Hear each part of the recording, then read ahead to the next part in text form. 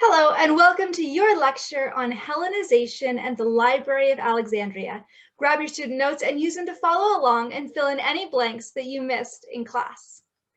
Hellenization is the spreading of Greek culture, language, customs, etc. to non-Greeks. Peoples who have been Hellenized don't become purely Greek.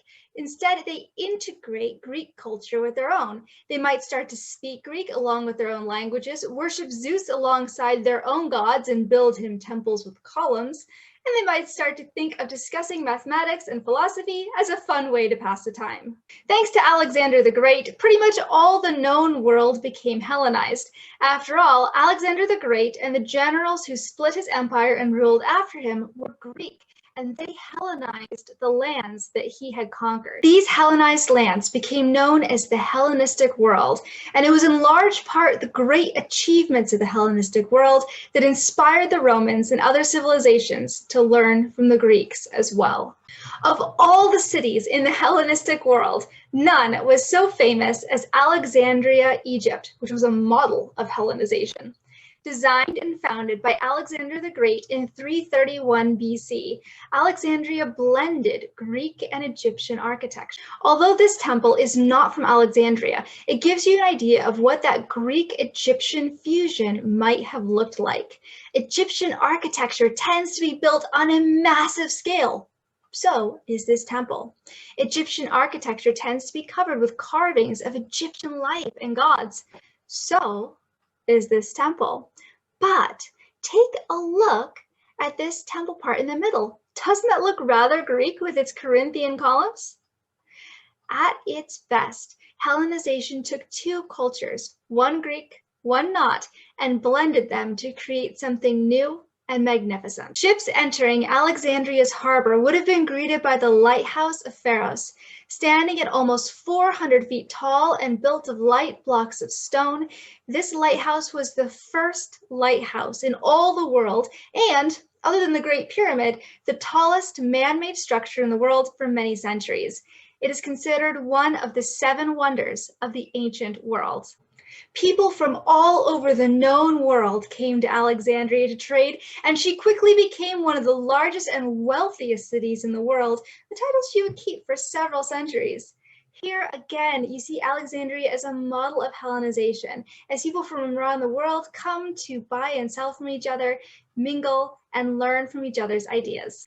One of the places where they met to share ideas was the Library of Alexandria, the world's first universal library. Up until this point in history, people had been primarily concerned with their own history and writings. Babylonians wanted to read about Babylon. Egyptians wanted to read about Egypt.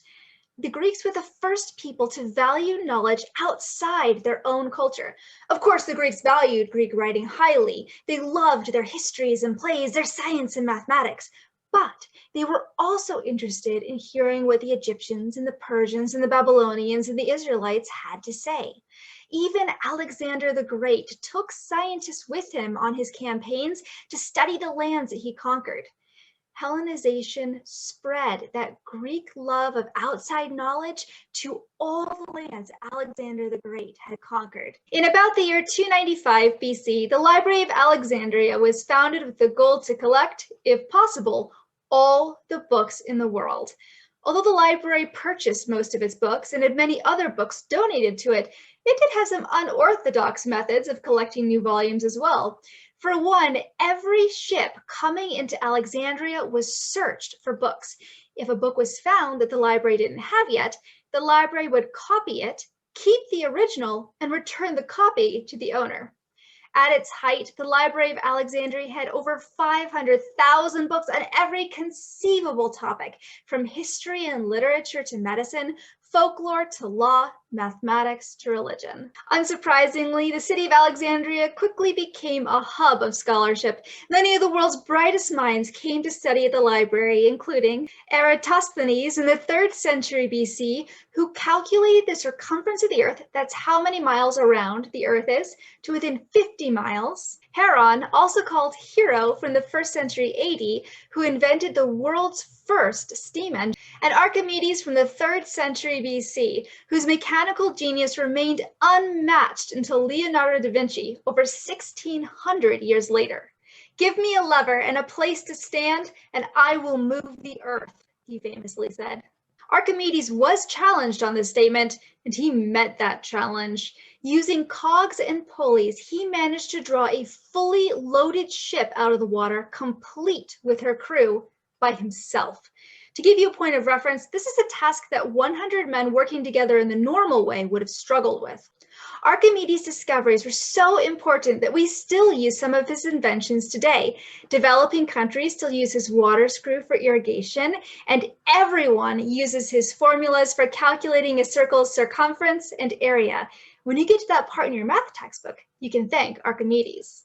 Of the brilliant scholars who came to study at the Library of Alexandria, many were Jewish.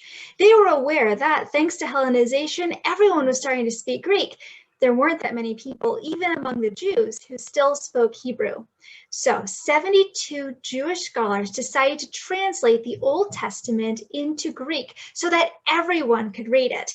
And according to legend, each of these 72 scholars worked alone, yet when they came together to compare their translations, those translations were identical. Those 72 scholars' Greek translation of the Old Testament is known as the Septuagint, Septuaginta being the Latin word for 70, and everyone used it.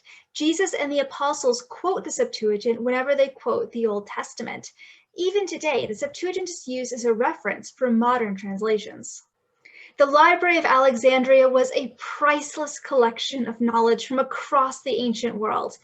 Unfortunately, the verb was.